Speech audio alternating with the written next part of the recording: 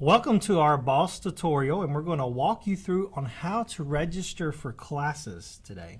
So we're going to click Secure Login, and this is where you're going to need your T number and your PIN number. Remember, you got your T number after you applied at the very end of the signature page, so you're going to use that and make sure and include the T as well. And then on your PIN number, you would receive that on your PIN letter that would have went out from the Office of Admissions once you were accepted, and we got your transcript and test scores. And we're going to log in.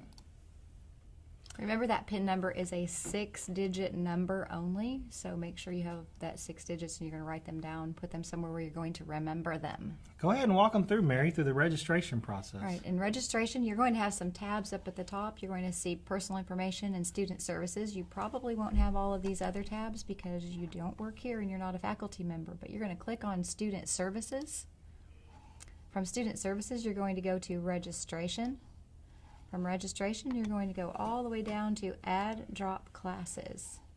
You're going to choose the term that's going to be fall, submit, and then you're going to fill in the boxes with your CRNs. The CRNs are a 5-digit number that your coordinator or your teacher has given you, so make sure you fill them in correctly.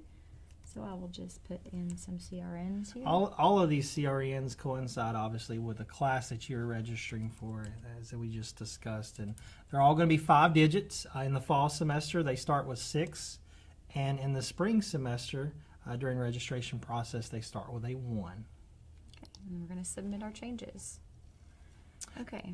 And this awesome. is actually very normal. This can occur when we do registration. As you can tell, we were able to register for one class here, and sometimes when we're registering students, we do come back with prerequisite or test errors. This often happens where we do have prerequisite and test errors, where we can actually help you and walk you through. After that, we'll go back to our office and probably get you added or figure out what the error is on site. So this is how you register for classes. If it says web registered, you are registered for that course. If it has an error, make sure that you note that and make sure that we know that you have an error so that we can fix that. But other than that, we are finished, so we're going to exit Boss. And it says thank you for using Boss, and we're done. And have a wonderful day.